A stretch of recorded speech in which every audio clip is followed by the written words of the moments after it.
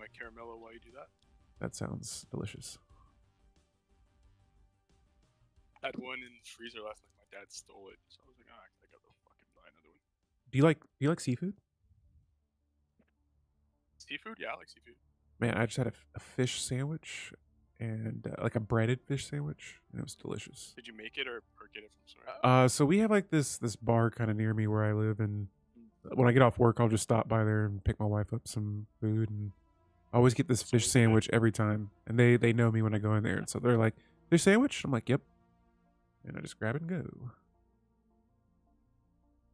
Let's see. Yeah, DB8 if it's perfect. All right. Getting all these socials here going before we start. I'll retweet. Thank you. Or it's X now. Yeah.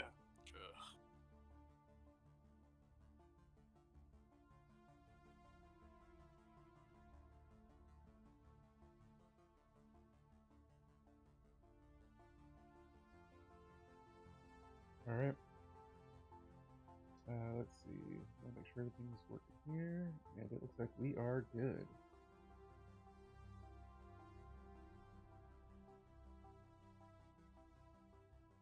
Perfect. Alrighty.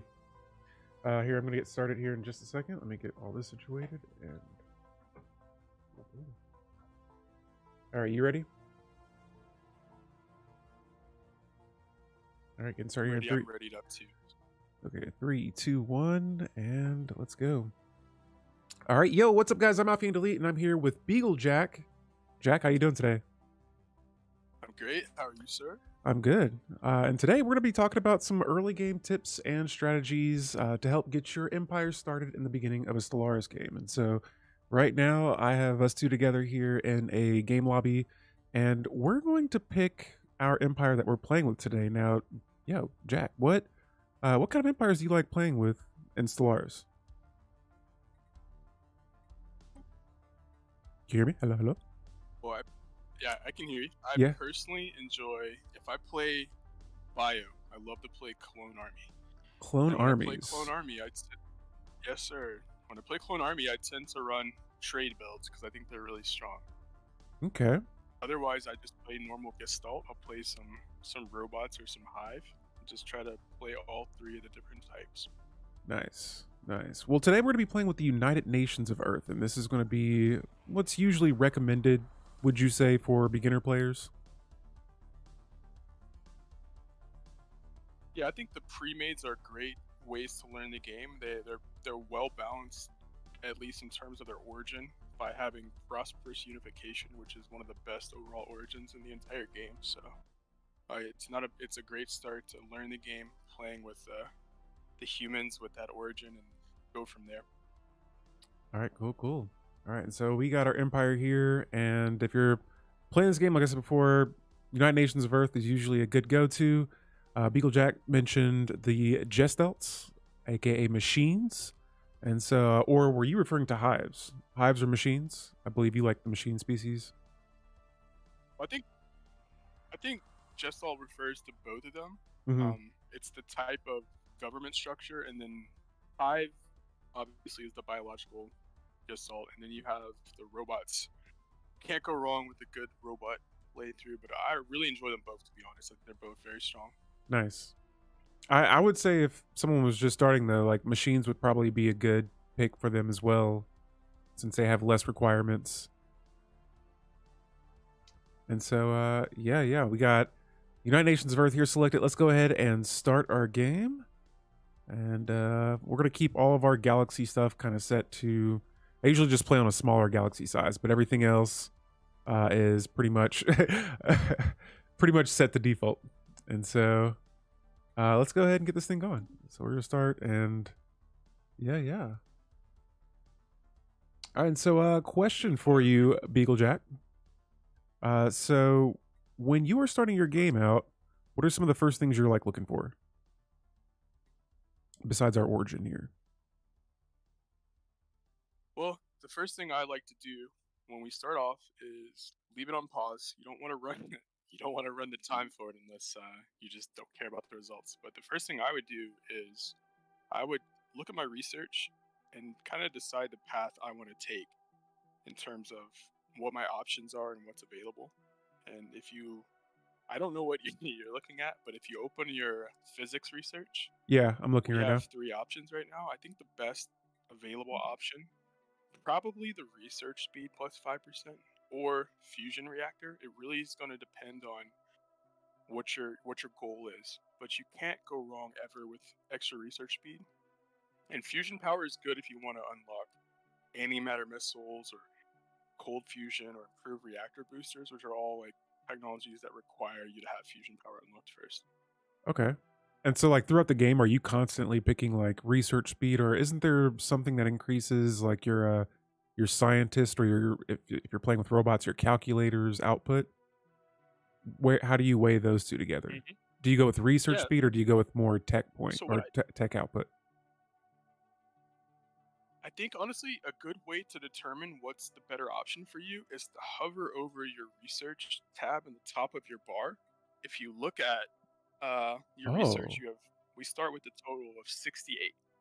okay. Now, if the technology was available to give us plus 20% uh, research production from our physics researchers, that would give us 4.2 extra research, which is more than a 5% increase if you look at the bar on physics. Are you talking about like So right above honestly, where it starting a says? game, Are you talking about like right above where it says select research,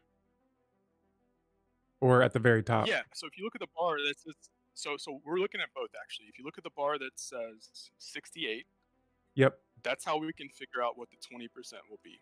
If you're Okay. looking at the bar within the technology that says plus 2%, Okay. Yeah. that's how much bonus we're currently getting.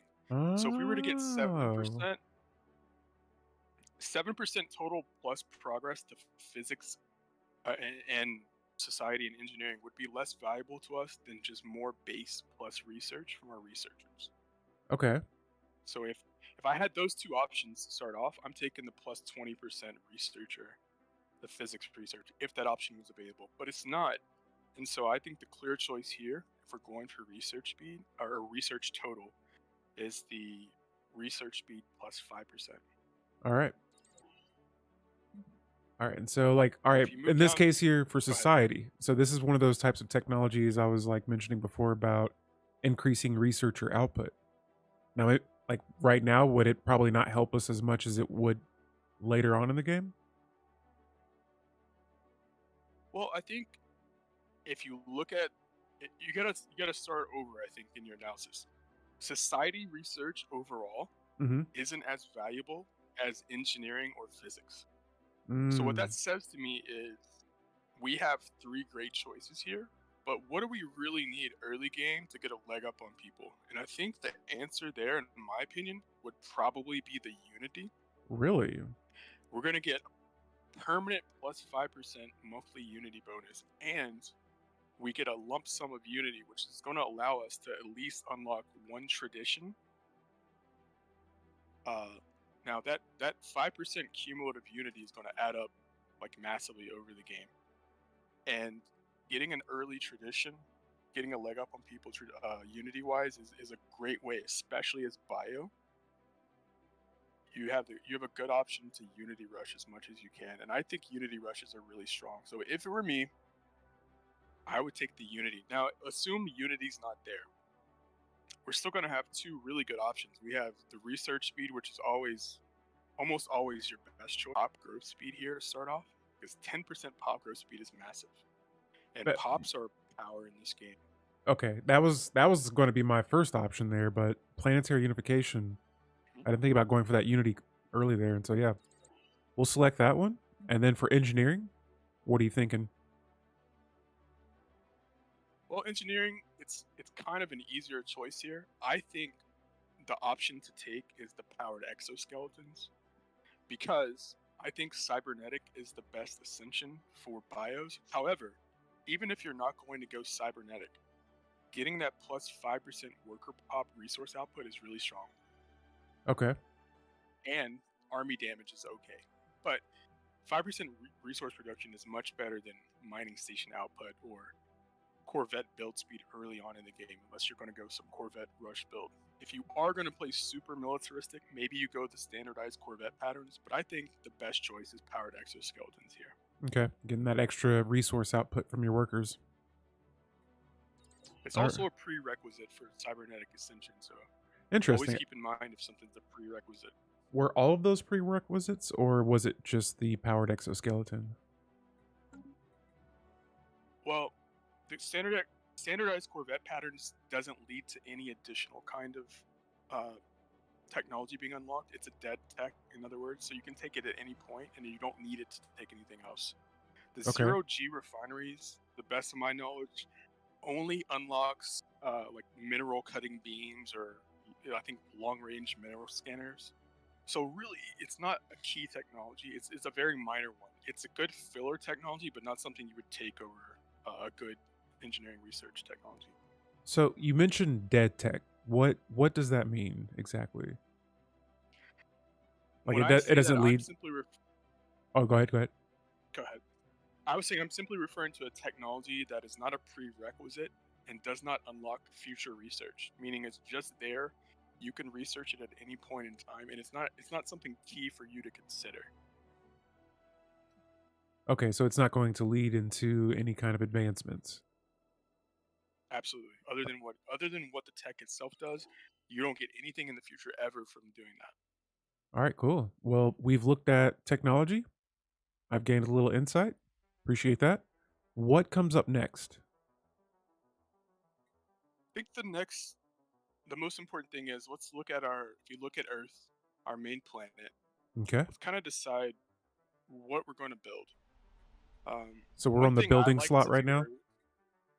Yeah. Okay. I think early on, the first building I probably build here is a Autochthon monument. And again, that keeps with our theme of unity rushing, which I do think is very valuable as a bio meaning human or humanoid species. Okay. And what it does is Autochthon monument will give you 13 unity. It'll increase your pop housing usage reduction, your pop upkeep reduction, and your governing ethics attraction. Those last things are good, but we're mainly focused on the unity early on. So I think we should prioritize building that building as soon as it becomes available. Okay. And so do you sell your resources right off the back to build that building first, or how do you take it? What I think we should do is, if you sell, we don't need food to start off because we have a net positive food production, so we can sell all of our food. Okay, I'll go ahead and sell that now. Roger. And then so just keep in mind, it takes 400 minerals, okay? Okay.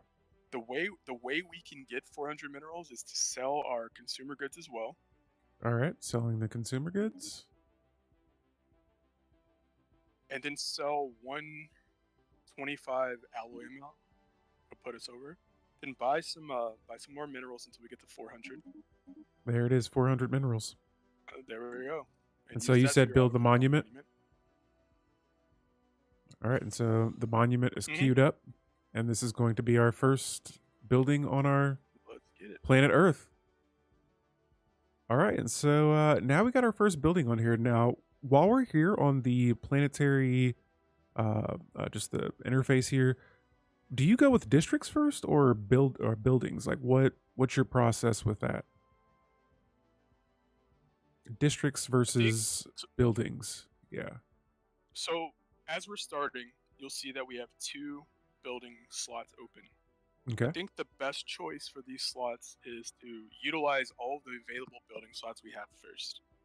Now, what are we going to do for those? We're looking at mainly 3 resources, or 4 technically, but we're looking at unity, alloy production, research, and one of your basic resources. In our case, since we're bio, probably we're going to go commercial for trade, which gives us energy and also additionally unity depending. But we want to keep it simple. Look for alloy. We'll do our buildings first. Once our buildings are maxed, we'll then go with districts, and we'll keep alternating once we have available building slots. Okay. And so we got our first building up. Let's see. We've looked at our technology. Now, what is next on to-do list? See where we are in next the thing I would do galaxy? here, yeah, I would just take a look at the map. You can hit your M key, which will zoom into your planet. If you hit it again, it'll zoom into or zoom out to the galaxy. You'll note that we're kind of in the inner core at about 12 o'clock. Yeah. And so what that suggests to me is that we're likely bordered on both sides by opponents. And so we're going to want to claim the planets that are near us, our what's called our habitables, by surveying and exploring, and then we'll use future scientists to explore and find the other empires around us. Okay. And so right away, I see right next to us the Alpha Centauri system has a potentially habitable world. Now, this would be my next question for you: is like, what is your pacing on colonizing worlds? And I'm gonna go ahead. Should I start the game now, and we'll go ahead and start surveying that, or I'll get. Oh, you already got the science chip on there, so yeah. Yeah. Do you colonize a lot of planets early on? Do you take your time? How do you do that?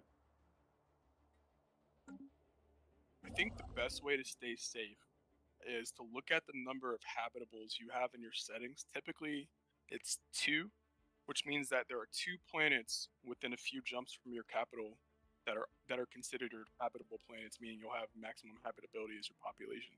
So your goal is to rush these planets as soon as possible to colonize them and to prevent other players or empires, AI empires, from taking them from you.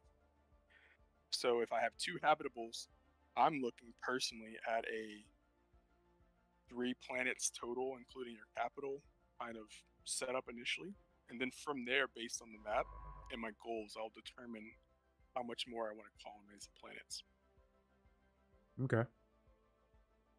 And so, is there ever a bad time to like colonize a planet, or is colonizing too many planets too soon? Is that bad for you? Yeah, I'll give you an easy example.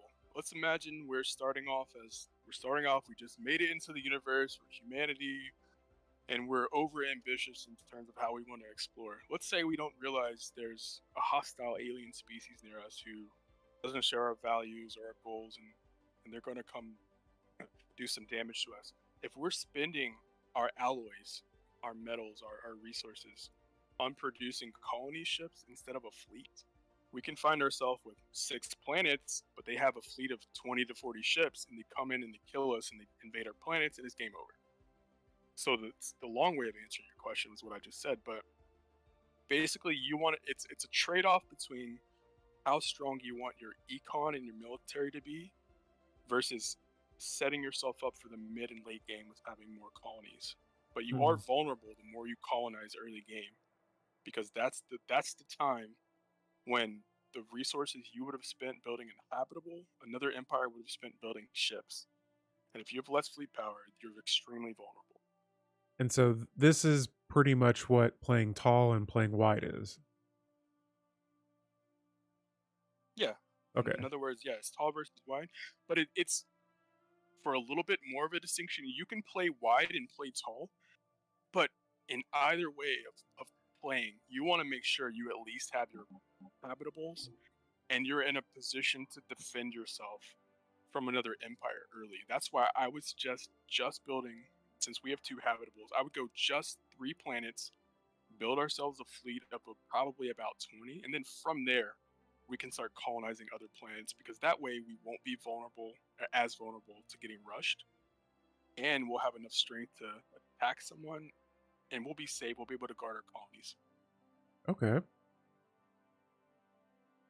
All right, good. And so, while we're here talking about ships, what are some early ship designs that you kind of do with your ships in the early game? Do you change them up? What do we got going on? When I first started playing, I was too lazy and overwhelmed to change my ship designs. But Mm-hmm. the more I played and the more I began to understand the strengths and weaknesses of each, the more I realized it's very important to change your ship designs as the game goes along. Every time I start a civilization, the first thing I do in terms of ship design is I will open my ship designer. I will select my corvettes. I will click on ship roll and select screen. And then I will pick flak, red laser, red laser. So why are I you will doing change this? my. I'm doing that because flak penetrates shields. It's very effective against smaller ships. In this, so the enemy that you've run across is going to be using corvettes as well early game. Everyone's using corvettes to start the game off, as a general rule. Mm-hmm. So flak is very strong against other corvettes. Lasers are very strong against armor. So if you look at this design, it's very well balanced. You're getting damage on shields and armor, and you're countering the precise type of ship design you're going to be seeing early game. Okay. So real quick, Okay. Peter Foy in the chat says 3 rockets is best design, high DPS, high chance to hit. What do you say to that? Because I've personally ran I 3. I've ran 3 disagree rockets with your before. design. I think I used to favor three missiles early game. I think it's a good design. I don't think it's as effective as flak laser. I think you're going to lose more ships. It's going to be less economically viable for you to sustain your fleets. Your ships are going to survive more if you run this design. Now, this isn't to say you don't run that. You can run whatever you like. But I think if you're running a design that has flak laser, you're going to be strong against people in the current meta of Stellaris and multiplayer, but also strong against computers. So you can't really go wrong with this design. Okay. And so you're saying here it does shield penetration and armor damage running with the flak and the small red lasers. And so for shields, do you use shields? Do you use armor? How do you run with those? I like to configure my initial design to use 2 nano composite armors and one small deflector. Okay. So 1 shield. So 2 armor to 1 shield. The reason is armor as a whole is in a better place than shields. You can take a quick look and see why. More hit you points. 100 armor. Yep. Yeah, armor gives you 100 armor hit points. Shield only gives you 75. Granted, it gives you regen, but shields also cost power, and you have a finite amount of power you can distribute amongst your entire ship. Which right now we have 15. So yeah, we have 15 extra, and what that 15 we're going to use for, and when we get afterburners, we'll put that in place of one of the components. So we'll be able to have 2 armors, 1 shield, and an afterburner. Okay. And so we got to get that through technology pretty much. But right now though, yeah, so with the ship roll thing, how do you use this between your ships? Because I've been trying to figure out fleet management and ship designing for a while. I'm going to pick at your brain on this one a little bit right now, but I usually don't use rolls for my ships. And so is that really putting me at a disadvantage? Can I get away with that? How can I maximize using that? I think ship rolls you never have to use a ship roll ever. Now, the allure, the advantage of using a ship roll is it will simply predetermine what slots are unlocked. So if I click screen, actually, let me reset. If you screen, it unlocks the ability to have picket ships, which gives you point defense, whether it's flak or point defense. If you, however, select just gunship, you don't have access to that. You only have 3 S-class slots unlocked. So that means you can only use missiles or lasers. So you're pure offense at this point. So your ship roll will determine what slots are available on that type of ship, usually. Some of the roles are identical. And so Okay. if you also click at the very top of your screen where it says Interceptor, you can swap between the different designs manually. So you never really have to click ship roll, but it's an easy shorthand way to generate a design that already has that. That's what I was going to get to next, because I was like, what's the difference between me selecting a ship roll and then just creating that class for the ship? Does it make them act differently or do something different in combat, or is it just an easy way just to like put together a... There's no difference. Okay, it's just an easier way, like a preset for a ship design. Yeah, so if you click, let's say we had certain types of computers unlocked and we picked artillery. What it might do is put an artillery computer in place of the basic combat computer and pick any weapons that were geared towards artillery. So we know that if we pick that type of role, it's going to give us the generic things that are better for that for what we want the ship to do. If you're going to auto-generate your designs, which I don't recommend, but if you are, I think the best way to do it is to look at your ship roles and then read with the description. And if you want a ship of that type, it will generate what it best can do for that role. Okay. So at the very minimum, you'll get a better auto-generated design just from using ship roles. Okay. Cool. I think I've learned something about ship roles today. This is wonderful. And yeah, if you let me throw this in here really quick. Oh yeah, go ahead. You can go ahead. But just saying, I saved our design. What I like to do as a shorthand, I look at the type of ship it is. Corvette is my C-class ship.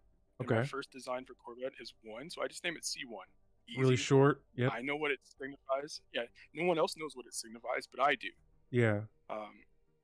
Well, if you're playing in multiplayer, because people can eventually see the name of your ship, and if it says like Corvette Laser Point Defense, yeah, they're gonna know what that is. Yeah. Okay. Yeah, that's why C1 might suggest Corvette, but they don't know what the 1 is, and they'll have to do some spying or do some manual checking it out. But I'm not gonna name it Flak Laser as an example, because I don't want them to counter me like that. All right, cool. And so, is there anything else you got on ship designer and fleet management? Oh, hey, let's jump back to fleet manager. So, when it comes to managing your fleets, what do you usually go with? Do you go with more Corvettes? Do you go with more battleships, cruisers? Do you just go all Corvettes? How do you manage this here? I think the most important aspect of that question deals with what's the tempo of the game and what year is it. If we're early game, like right now we're in year 2200. Mm-hmm. My only options are Corvettes, so I'm looking to make a fleet of 20 Corvettes. That's about the sweet spot early on until you can support more ships. So I'm going to look to create a fleet of 20 Corvettes, typically of the design I made. Again, you can make any design you want. If you want to go 3 missiles, enjoy your life, have fun. But I would make sure that there's a strategy behind what you make. So I have a fleet of, as soon as I can feasibly economically support 20 Corvettes, I will build to that, and I will keep the same design. Now, I start to change my designs as certain benchmarks approach. Like, have I unlocked destroyers? If I have, I might include destroyers in a mixed fleet with my Corvettes. I might make a fleet entirely of destroyers. It really depends on what my opponents are doing and how far into the game we are tech-wise. Okay. I feel like, yeah, we could keep going into this, but then it would break away from early game talk here. And so let's jump on to the next category, because yeah, I've got a lot to research here after this ship designer and fleet manager conversation really quick. And so cool, that's our third thing we've looked at. We've got our game going. We got our scientist over here surveying the first planet. We're playing on a very slow speed here too, so that we can have longer talks and just kind of break down things that are happening as we go along. And so guys, if you have any tips, tricks, anything you want to ask, now is the time to do it. Peter Foy says Corvette spam is better, or get lucky to unlock frigates. The idea is to be able to get to places on time before the enemy does. Okay. And also, speaking of which I'm sure you know this, BeagleJack, you can use your fleets, if they have an admiral on them, to explore other systems. Not survey them, but just to explore. And here we have our scientist on the right side. I'm just going to send, oh yeah, look at that. The fleet is already heading to the left side. And so just an easy way to find potentially more habitable worlds or other things out there in the galaxy, rather than just relying on your science ship. And so question here, do you tinker around with policies and edicts in the early game? I do. I think it's vital to do that. And if I were playing bio, the first thing I would do is open my policies. We swap our diplomatic stance to isolationist. Oh man! Now, wow. if you have merchant guilds, then you won't do that. But if you don't, which is almost always as a bio, if you don't have merchant guilds, I think you always go isolationist. Now, why? We're unity rushing, right? We've already established we want unity. So this synergizes with our efforts to get unity. we're not worried as much about being friendly with people, and the advantage of 10% unity is massive. Even if we're playing with the United Nations of Earth. I think no matter who we're playing with, we do that. Now, we're already getting a bonus to our relations with people from Xenophile, so we're not going to be worried about the diplo bounties because they already like us. We're Xenophiles. We're gonna do well. We also have envoys. We can raise our relationships with them as well. Do that manner of. Wow. Well, I've never thought, because I was looking at the negative diplomatic weight, but I never thought about, all right, well, my envoys can still make our relationships better with the other Xenos. I also think your next move here is to go. So if you look at your economic policies, we probably want to go civilian economy. Why is that? Let's look at our consumer goods output. It's pretty low, and we need more consumer goods. Yep. Right now we only have one per month. We're not focused as much on alloys early game. We want to get up a big stockpile of consumer goods, and then we'll swap to alloys later on once we're able to better make our fleets and handle our economy. But early on, we definitely need the consumer goods as bio, so I think we change this to civilian economy. Okay. Just for more consumer goods right now. And Okay. Now the only other choice is our edicts at this point. I think fortify the border is the better choice, unless you have a lot of factions that develop and you need to swap your ethics or the population amongst the ethics. So if you get bad factions like some authoritarians or some xenophobes, you probably want to select encourage political thought and then suppress those factions so that they then ideally become xenophiles instead of xenophobes. Oh, okay. So that's what you would use that for, the ethics shift chance. Okay, and so first contact just came up. Sure, greet them with open arms. I think so. We're xenophiles. We want to have good relationships. Yep. The better relationships, the less likely we'll be attacked, and also the more likely we are to make favorable commercial agreements with people. So greet them with open arms. It also gives us a big influence bonus every time we research or we finish a first contact. And since we have so many envoys, we're going to be finishing a lot of first contact and getting a lot of influence. Okay. And so there we go. So you were about to mention something after that. We talked about economic policies. We talked about our diplomatic stance and edicts as well. Oh yeah, so the ethics shift chance. I did not realize this. All right, so that works on factions. Yes. Wow. So it works on your population. You want your pop to have the same ethics as your civics have been selected. Okay. I would say for the habitable worlds survey, what I would actually take if it were me, I would take we have more important matters to focus on because you get 327 unity, or it depends on your monthly unity production, but it roughly gives you 1 to 1.5 tradition picks to take that early game, which is incredible. I selected it. Oh my goodness. All right. Oh, but yeah, that right there is nice. From it later, but I will keep that in mind in the future. Yeah. So traditions, we got some traditions up. What would you say your top 3 traditions are for any empire? Well, any empire, if it's me as a player, my first 3 is typically I put my first point in aptitude.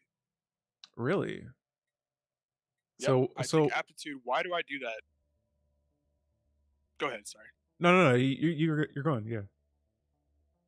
I think the reason I do that is we're in Galactic Paragons this expansion, and leaders are the premier way to improve your civilization, your empires. Getting an extra leader starting trait is huge. It can be the difference in getting a resource trait or another trait that you might need. And so I think I always take aptitude unless I'm doing some strange build. So let's just open aptitude as my first point. Okay, let's come back here because I would like to go to leaders really quick, and we didn't really look at that when we selected our empire here, but traditions, we're going to come back to this. Let's jump over to the just to the empire, and let's go to our leaders. And what are some things you look for in leaders really quick? If I'm looking at our leaders. We've got a president, our head of research, and a minister of System defense. survey You're going to be concluded. looking for counselor traits. Okay. And since we're playing bio, my opinion, and I think this is backed up by just playing it and you'll be able to see, you're going to want to focus on going mercantile and trade, because that's the strongest way to have a good econ is bio. Also, it helps you in terms of unity production. What that says to me is that I need as many governors as I possibly can get on my council. How do I get governors? Well, you can select a governor to start, which you did, which is great. And your head of research, instead of a scientist as a bio, I think you plop down another governor. Ideally, it would be a governor with good counselor traits, but we don't have any of those available for hire. So I think we put our starting governor there.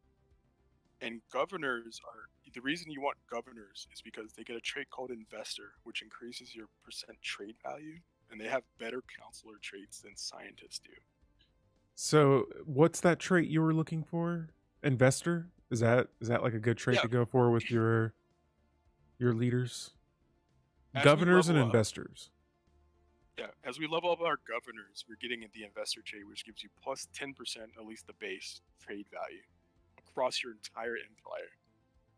And so the strength of a bio empire is that you have clerks who produce trade value, and you have merchants once you take the merchant guilds. But you also get it from the mercantile tree. Now these people are producing trade value, which immensely scales based on getting these traits. So imagine you have 4 governors on your council, each with investor. That's already 40% trade value bonus. Now there's there's multiple levels of the chain. You keep increasing your trade value that you're adding into it. Okay. And so you just get a dominant economy.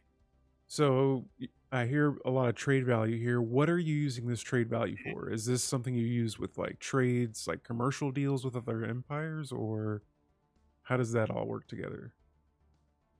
Well, trade value is your direct. So if you open Earth and you hover over the little, it looks like a ring that he went to Jared's ring.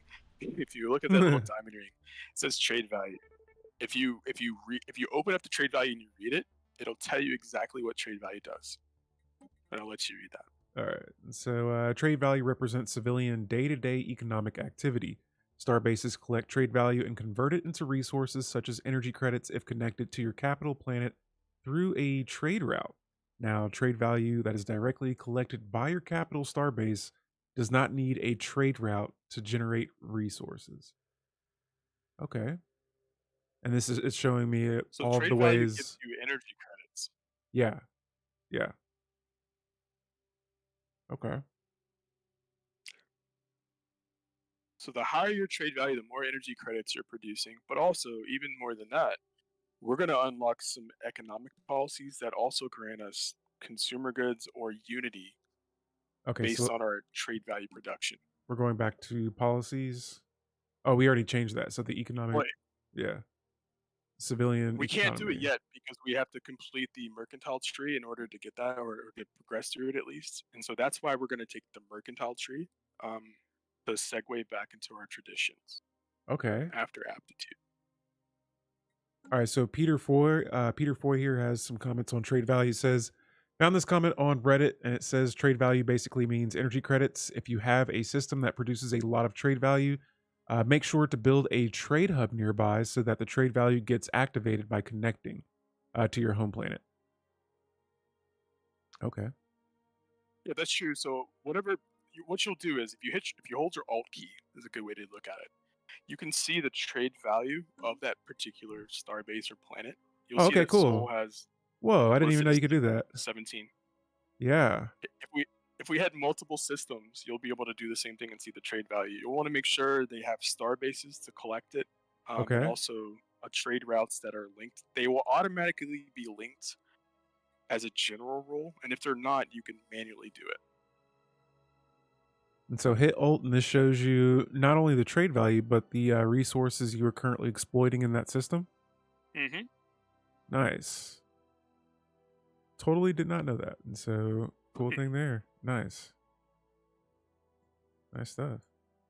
All right, and so trade now. Let's jump back over to traditions. Yeah, And so you mentioned aptitude was your first tradition that you would select. yeah. I would Wha- take aptitude first. Okay, and so why again would you take this? I know you mentioned leaders before, but is there anything Council else? agenda available. If you look at aptitude, hover over. I've selected aptitude. Look over the bar at the adoption effects. All right, and It so unlocks a really good. Go ahead, sir. oh yeah, leadership conditioning and starting you with another trait. hmm Okay. Two great things to have. The leader traits obviously are the traits on your leaders that again can become resource traits or different counselor traits. Leadership conditioning is a great agenda uh, within your council Mm-hmm. menu, and what it does is it gives all of your leaders under between levels 1 to 4 an additional automatic level. If you pass it, they get a level. If they're above level 4, they get 2,000 experience, which can also Oh, cause them to level up. wow. Yeah, So it's really yeah, powerful. that yeah. Jeez, I mean, I feel like sometimes I look at these and I'm like, ah, yeah, I don't want that. But then hear you explain it now, I'm just like, man, I've been missing out on this agenda here. Like, that is very good. And like, is this like a faster way to like level up your leaders too? Precisely. That's exactly what we're gonna shoot for as bio, because you gotta understand the They live shorter other life periods. other types. You got shorter lives. These Yeah. immortal robots or these hive minds who are controlled by one central organism. So we gotta make progress where we can. Yeah. I always felt Let's like, go leveling humans. up the organics, it was always risky because they die like at any spot, and this just makes it so much easier to get them like leveled up much faster. All right, cool. Yeah, it also allows you to.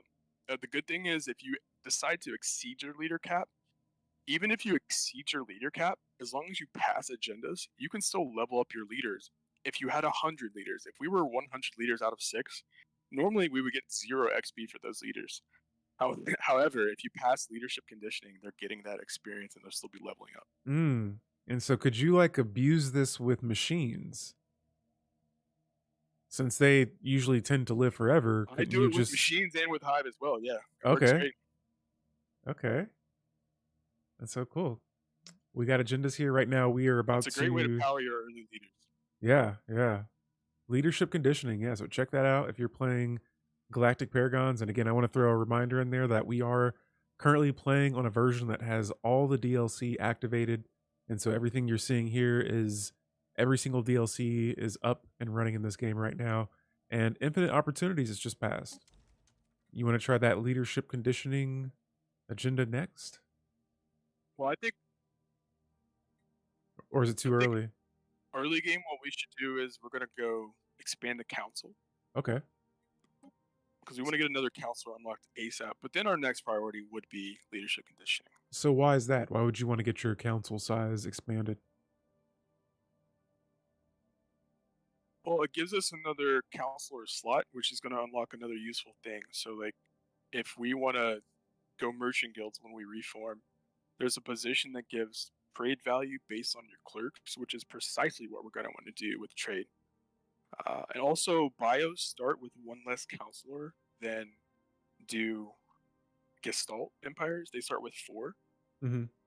and including the main one, we start Mm-hmm. with 3. So we want to catch up as fast as we possibly can. Okay. So getting that council size bigger, uh more modifiers as well when that position opens up, deciding whatever job you want to put Mm-hmm. on there. Okay. Okay. Yeah, there's no scenario where I don't go expand the council second as bio. Okay. And is there anything else with the council factions? Well, we don't have any factions up yet, but policies and edicts you want to look at? I don't think so currently. I think we're not far enough in terms of our traditions so that we will be able to unlock anything else. But as we get into mercantile, if we unlock in mercantile, there's something called adaptive economic policies. That's what I think we need to unlock as soon as possible. Okay.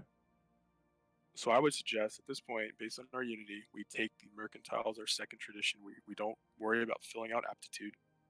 We just take Mercantile. Council agenda available. And I'm gonna We have crank the speed up here a little bit more so we can start moving through the Sounds game. good. Okay. Peter Foy says more I council think we can positions. triple Okay, back up. cleared. Oh, I'm sorry. What'd you say? I think we Go might ahead be. with the comments. Sorry. I'll Okay. add. So Peter here says more council positions will mean you can add more leaders that have council traits that can boost your empire even further. Copy that. And yeah, over here on the left side, I see that the our fleet has found a planet, a potentially habitable world. And so that's why it's a good idea to send that fleet out, have them explore nearby systems.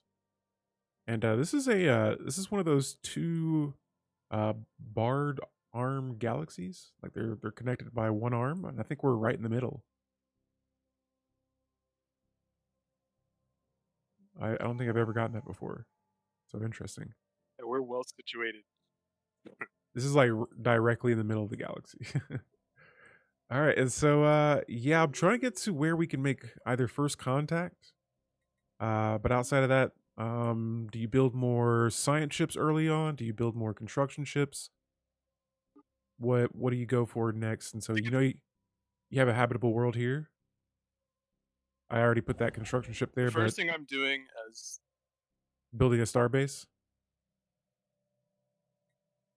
and then I think the next thing we're doing, we need to get our consumer goods up to 200, so we can just buy some. I wouldn't usually 200. buy, Oh, we do it okay. monthly stuff.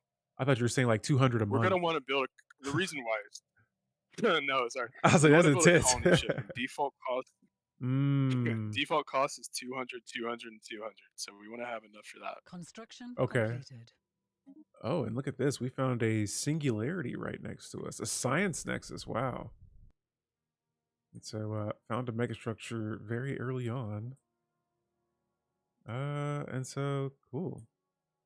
So one thing I try not to do, I don't know if it might just be me, but I try not to have my science ships backtrack. I want them to keep surveying outward and never having to like cross the same system twice unless the borders are closed or there's like some hostile entity out there blocking the way. I think that's a good strategy for exploration. I will say there are occasions when you won't want to do that. Let's say you've expanded let's just say 3 jumps from your capital. You're not going to get habitables after 3 jumps from your capital, or you won't get guaranteed habitables. So let's imagine you're drawing a circle around your capital that's 3 jumps wide. Once you've Mhm. explored that far, you may decide to prioritize your archaeology and excavate something if you have it, Mhm. or if there's another habitable that's not guaranteed but within your zone, you might want to send that science ship back to survey. But otherwise, I think that's a good rule what you have. I just think there are exceptions that you need to keep track of, and it's a great general rule to have. Okay. And so I'm looking over here at our traditions and I see you jumped from aptitude to mercantile. Do you recommend that? Do you usually jump from one tradition to another, or do you tend to go down the route of completing one, jumping to the next one, finish that one, or does it depend on the game? I think it depends on the game, but also on what your purpose is. What is our purpose, or what is our goal as bio? Our goal is to, in my opinion, Evasive is to maneuvers. expand our trade, our econ as best as we can, and through mercantile we can do that most efficiently. Okay. High or Gestalt tends to go for just pure energy production, but we're humans. We make stuff. We're great at that. Let's do that. That's what humanity or humanoid Knowledge is species the excel key at to in this the game. universe. Okay. I see here we just got that monthly unity and a lump sum of it as well. Mhm. I'll let you look I at think the technology. hydroponics is the best choice next. Putting those on your bases Yeah. instead of on your planets. Knowledge is the key Yeah, to you the don't want to universe. produce food on your planets ever, unless you have a reason. So we're Is gonna put our production on our star bases. Let them produce our food. There's a building module called hydroponic farms, Construction completed. which lets your star base produce food monthly. So you Mhm. build multiple star bases, and then you can produce your food that way. And that way you can use your people on your planets for researchers and alloys and commercial activities, the So greater economy. so is are agricultural districts just that bad, or is it more of like I'd rather use these other districts versus producing food on this world? Well, as the resource, food is the worst resource in the Knowledge game is the in key terms of to what the you can produce. universe. Why is it the worst resource? It's only good for maintaining your population bare minimum and sometimes for colony ships. It sells for less than the other resources, and you can't use it for multiple things. It's not fungible is the word, meaning you can't use it across multiple different spheres. So food is the worst resource, and the only reason to have food is if you're going some weird build where you're using like catalytic, or you want to role play with the grain anglers. But otherwise, you shouldn't. You don't need food on your plants. You can buy all the food you ever want on the market. You can trade for it. You can also just build it on your star bases. I guarantee you, you will be worse off if you produce food than if you're producing the value that you would get from producing simply more commercial buildings. Okay. And so I heard you mention the market here really quick. Let's jump over there. And I see you already got some things you're buying. When it comes to buying and Construction selling, completed. one thing I notice here, so I kind of get the surface level idea of it, but when it comes to the like the per unit, what do they mean by that? And so let's say I want to like sell some food here. I got 10 selected. What would happen if I were to turn the minimum sell price up? What does that do to my monthly trade? Once you cross a certain threshold, and you can actually go to the Stellaris wiki page that has the limits, it operates on the idea that supply and demand exist. If you're within a certain range of supply and demand, you will not increase the average buy cost and you will not increase the average sell cost. However, if we were to flood the market with food, it would reduce the value of food individually because it would be more available. It's just the same as in real life. It's Hmm. supply and demand. Hmm.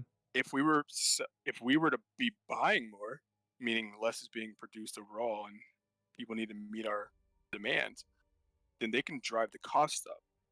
It makes it more valuable, more scarce. So if we were to, let's say we were to buy, I'll tell you what food is. Food and energy, or food and minerals, are 42 is the maximum amount you can buy per month.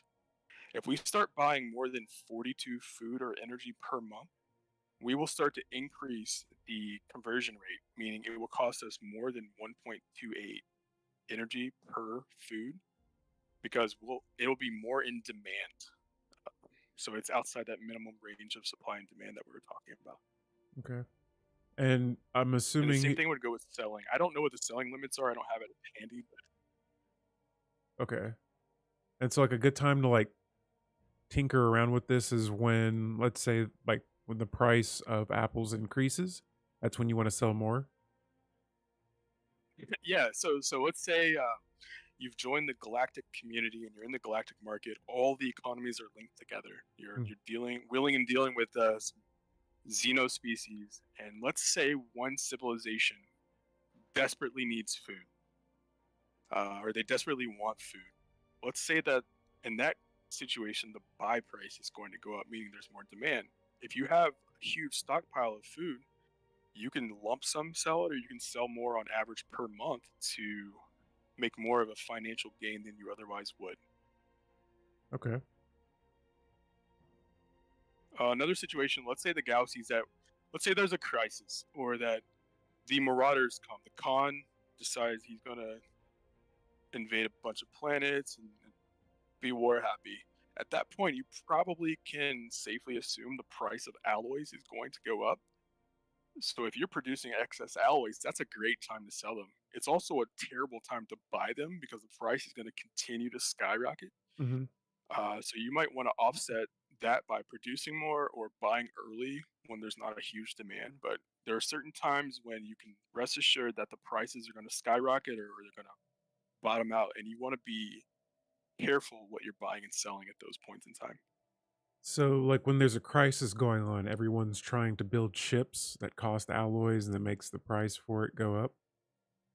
Exactly, that's exactly it. Oh. Also, you can also assume that the price of minerals is going to go up at that point in time. Now, why would minerals go up?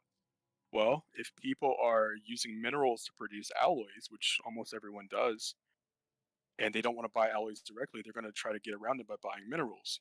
At that point in time, rest assured, price of minerals will go up as well as the price of alloys. I'm not gonna lie, I'm slightly mind blown right now. It's like a living economy, like kind of behind the scenes of this game. Yeah, this is an incredibly complex and fantastic game, but I think they've done a great job with the econ. And the more you understand, the better an advantage you'll have over other people.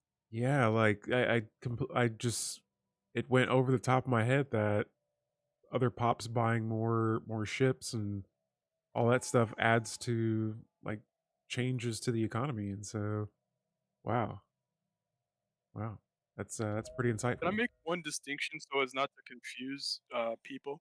Hmm. Before you're in the galactic community and before the galactic market passes, you're operating on what's known as your own internal market. Now, whatever any other alien species does not affect your internal market. It's only when you join the galactic community and the galactic market is passed and it is established on the planet that all of the factors that are we talked about are in play. What that means is prior to then, you need to be disciplined in how much you're buying and selling. You need to operate within the limits. And the Wikipedia page has the limits. It's like Construction completed. stellaris.paradoswikis.com/trade. Has all the limits for buying and selling per month, so you can make sure that you're not increasing your average sell or average buy cost unless that's what you intend to do. Otherwise, what can happen is you start to tailspin. If you need a lot of minerals and you're not producing enough and you don't have enough money to buy them, you'll start buying more and more and more. It's a vicious cycle. It'll start costing more. You'll have to sell more things. Your economy will get out of control. So you need to be as disciplined as possible until the galactic market opens up. Okay. We got a comment here that says, I would also say that trading with empires is far more profitable than using your internal market or even the galactic market. The more you trade with other empires equals better deals. Okay. That's a great point, and I will say it. What I'm discussing refers mostly to the idea of multiplayer with other humans. If you are playing with AIs, you can do direct trades, and you won't have to worry about the market buy sell cost. I do Hmm. You think it have can be detected an exploited, and anomaly. it's a little cheesy, but it's a viable strategy for people. But it's not always an option in multiplayer. In fact, it's usually not an option in multiplayer. So Hmm. if you play as conservatively as you can, if you're disciplined, the way we talked about, you'll still do great. Then you can add those trades to the AIs on top of it. It's like the cherry on top. It'll be even better. So, do you ever like sell in bulk on the market? Like, if you need to get some alloys up real quick, do you just sell like 10,000 minerals, trade out with some alloys or anything like that? Or do you do that a different way? I do. It's a function for me. It's a function of what do I prioritize? Do I need to worry more about the cost increase, or do I need this now? Do I like? So we were at a low point of consumer goods because we're not producing enough. And that's me. That's my fault. We're talking, so I'm not Oh, managing this yeah, while you're we're shit. okay. Yeah. But but since we needed consumer goods, I spent some energy to buy some so we can build some more colony ships just to have on hand. And why did I do that? It's more the reason I did it. It's more important to have those extra colony ships right now than it is to have the price, the incremental buying that would Colony take place. In other words, establishment it's has faster. begun. It's better to build it faster and worry about the cost increase than it is to wait, because you're going to make more money by having another colony. Hmm. So you're losing money and losing opportunity cost. The way you're prioritizing your resources it's giving me a different perspective on economy that I didn't have before. And I feel like when I was first starting Stellaris, like I just looked at those as like, all right, the bigger the number, the better. But yeah, the way you're explaining this now, it's like you have your own strategy for how you're managing your resources. And so I think this is very good here. All right, and so what? Glad it's helpful. I think that the more you can master your early econ, the better you'll do. Okay, and so for your Knowledge is the first key to Ascension the perk, what do you want to universe. run with here? I think the one I always take Ascension perk is transcend, transcendent learning, and it gives you +2 liter capacity plus 1 leader pool size, meaning you have more options to hire leaders, and Mm-hmm. your leaders level faster, 33% faster. It's Jeez. really strong. That plus It's my aptitude? number 1 pick always. Yeah, it's always my first pick. Okay. There's never, I never consider anything else. Huh. All right. Not aptitude, but transcendent learning. Wow. And so really prioritizing those leaders, unity, and trade value. That's the path we're going right now. Yeah, we're playing to our strengths, and we're gonna keep snowballing, keep improving our strengths, and do what we do best as humans. All right, cool. Let's see. Do we have anything else? I feel like we've covered a bunch right now. I would just say if you're looking at the planets you're colonizing, you Yeah. want to have a plan Construction for each completed. planet. So, like, what I like to Knowledge do is the is key to I the like to have universe. if I'm playing humans, I have my capital, which I use for trade.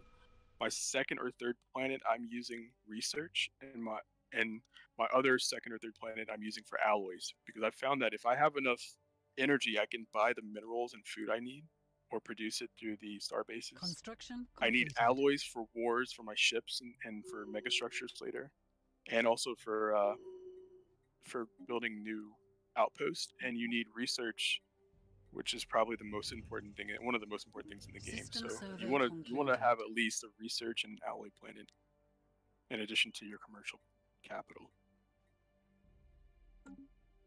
Do you ever like designate your capital? Or do you just Yeah, keep I it think auto-designated? I think as bio especially, you want to designate it as a trade capital unless you want to change it to producing alloys or yeah, it's mainly just alloys, I would say. Okay. But I would make it a trade capital, and if you look at here, I'll make it something else and make it back. You're gonna notice that if you look at the trade value button, you'll notice the increase we're starting to get from that. 202, yeah. Oh, wow. And so it made it a trade capital. Now 219. Mhm. Wow. And this would be the point in time where we'd want to go in our policies again and trade our trade policy to marketplace of ideas or consumer benefits. And I would recommend marketplace of ideas so we can just keep pounding that unity out. Unity and energy. Okay. Mhm. And so We'll get half the trade value to energy, but we'll get quarter of it to unity. I see you activated the education campaign for more leader experience gain. We don't have long lives. We got to learn what we can Oh, right yeah. now. We need to know all of it right now. All right, cool. And so let's see. I want to make sure I'm not forgetting anything else here. Expansion planner, I feel like I don't use that as much. Oh yeah, so with sectors, do you kind of build outside of your Mhm. sector? Do you expand outside of your sector? How do you work with that? And what are the benefits of staying inside of a sector? Well, when you have planets, they will typically automatically make a sector. Mm-hmm. A sector governor increases the efficiency of those planets, and like every time you level up as a governor, it's going to increase how many resources you're putting out, like your crime reduction and things like that. I have to look over it exactly, but the idea is you want to have a leader governing each sector, and if you want to use automation, you'll open your sector management, and you'll have to make sure you're contributing resources either monthly or just in bulk. The AI will then use that if you turn on planet management Mm-hmm. to build buildings and to help you manage your econ. It's really strong, honestly. Mm-hmm. And one reason it's really strong is that if you look at Knowledge the is the key to the resources you universe. contribute, they're either energy or minerals. Mm-hmm. It converts it into what's known as stockpile. The AI then uses that special resource stockpile to build buildings directly. What that means is you can convert your energy into building buildings instead of buying minerals and then using it to build buildings. The AI can auto build it without suffering that market cost. So So if do you minerals use this cost more, or 1.2, do you use this a lot? I Or use it.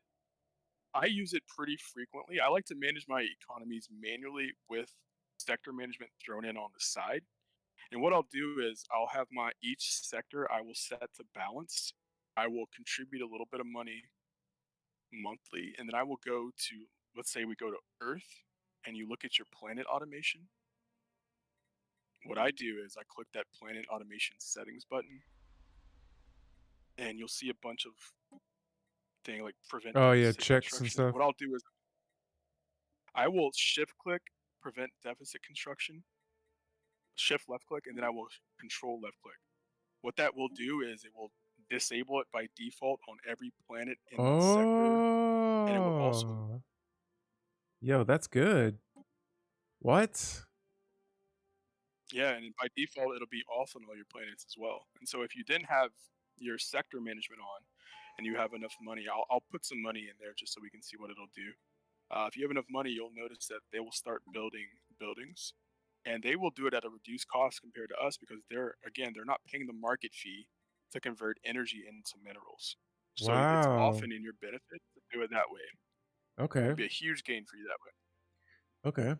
So I have a comment here back to A the new world traditions. has been colonized. Peter here says, I would say Viger is better as a first choice because you are not playing as robots or insects. That XP won't really help you as much.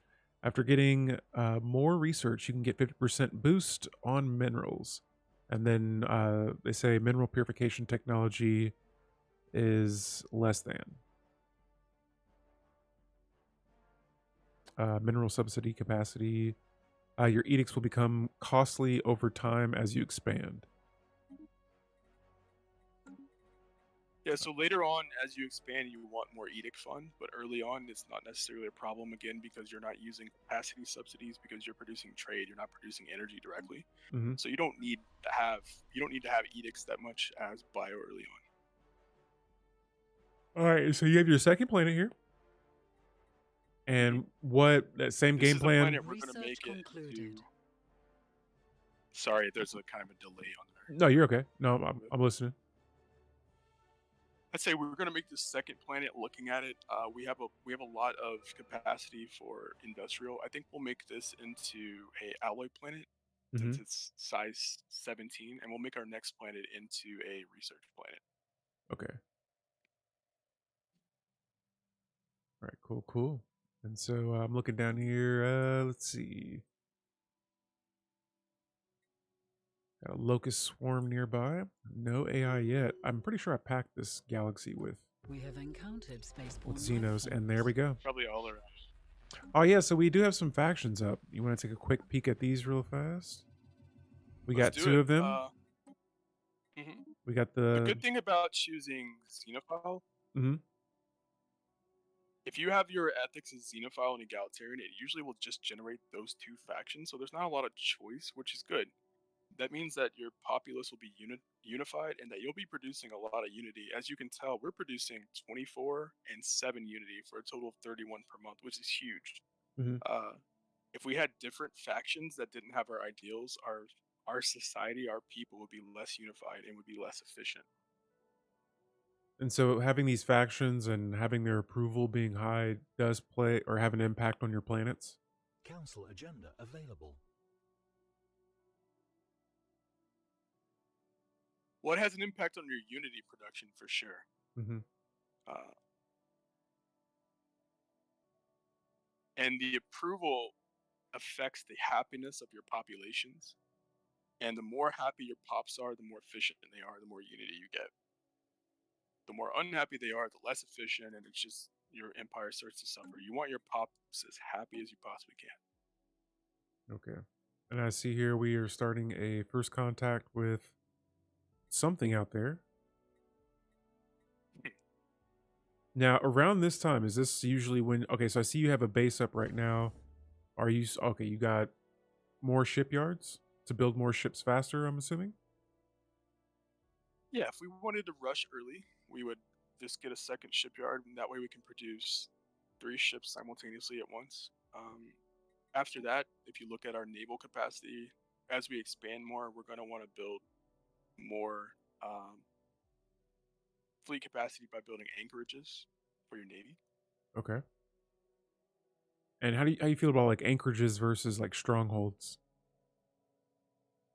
I think anchorages are the best investment early, and once you have enough additional pops and additional planets, then fortress planets are by far the best way to increase your naval capacity. But you got to remember, if you're putting people to work as soldiers, they're not producing what you need them to produce. They won't be producing research or alloys or trade value.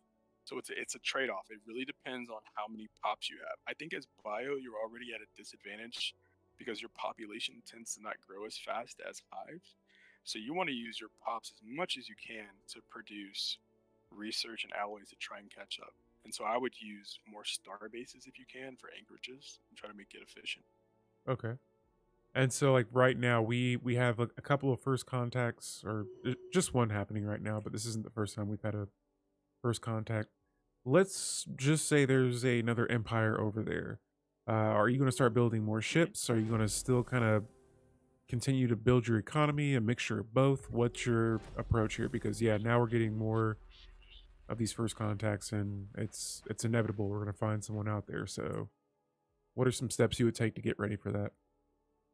Well, we're xenophiles. We Mm-hmm. love xeno meaning alien, phile meaning love. We Mhm. love aliens. So we're gonna have a natural, assuming we're playing AI, we'll have a natural opinion bonus, which means they're more likely to be friendly. However, it's not certain. They could be a total war empire. They could be a devouring swarm. They could be someone that wants to just eat our brains. So until we know who's around us and what their ethics are and what their goals are, it's good to be defensive. Now, we can Construction build ships. We completed. have 1,400 allies. At this point, I would reinforce the fleet, build as many ships as we can, get to 20 at least. I think we'll be in a decent place to be defensive. And once we decide what they are and how vulnerable we are, we can determine how we're going to build out our economy or if we're going to go militaristically. Okay. And so I got the speed here cranked up a little bit so we can try to find someone really fast. But yeah, there we have it. Being prepared so we don't have to get ready. All right, cool. Well, I think Research concluded. I feel like we've covered a bunch of topics. You feeling like you might want to stop here, or we'll probably Construction continue off completed. another stream? Up to you, boss. Whatever you want to do. I'm game to keep explaining, and I think we've, like you said, we have covered some good topics. If there's anything people have System questions survey about or you think would be concluded. insightful, we can Oh, explore okay. that. Log But has Well, been here's one. updated. that's all I So really. with these precursors, so do Mhm. you start those early, or do you wait until after you've like surveyed as many systems as you can? Just depends on the precursor, or how does that work? I Construction think that's a good point. completed. It's going to depend on the precursor, Construction and it will completed. also depend on if the map placement of empires around you. It will also depend on if you have your habitables. But assuming you System have your survey habitables, concluded. and assuming you get a good We precursor, have encountered spaceborne like if you got the life forms. Cybrex or the Zeroni, just go crazy, do your precursor as fast as possible. Knowledge is the key Maybe the to Voltaeum, but universe. anything else other than those three, you're gonna want to do at a later point and focus on your early game econ, expansion, and your fleets. Okay. And when it comes to like projects versus precursors, do you do projects first, or do you research those first, or do you research the excavation dig sites and It things depends like? on the numbers. Okay. So again, that's more of like a I think I go situational for thing. dig sites first. Yeah, I'm gonna go for dig sites first because they're often tied to your origin, but you get good bonuses from dig sites. It's gonna depend on the exact anomaly otherwise, but I would skip those unless there's a reason for what you're doing. If you know what it is, then don't skip it. An But if you alien don't know, nation just is you can Halios. come back to it later. Just keep exploring and We have keep detected an anomaly. reaching a place of strength versus your opponents. You want to explore as much as the map as you possibly can, and also expand as far as you can or can do safely before other people do there. Just think of We have every moment in encountered time spaceborne life you're in forms. contest with your opponents around you, whether Mm-hmm. they be AI or players. So if you Mm-hmm. want to reach the other habitables before them, or if you want to get a choke point before someone else does, you're going to want to rush as fast as you can to get there. And you can only do that if you have information on what's available around you. Anomalous readings registered. Okay. So here we got another first contact going on. Now, this is not normally how myself or BeagleJack probably would play the game. We're just kind of talking along through this, and so yeah, we may just be kind of skipping past system surveying, exploring. Speaking of which, are you the science ship you have down here on the bottom left? Are you just using it to explore the systems and not survey? That way we can find planets around.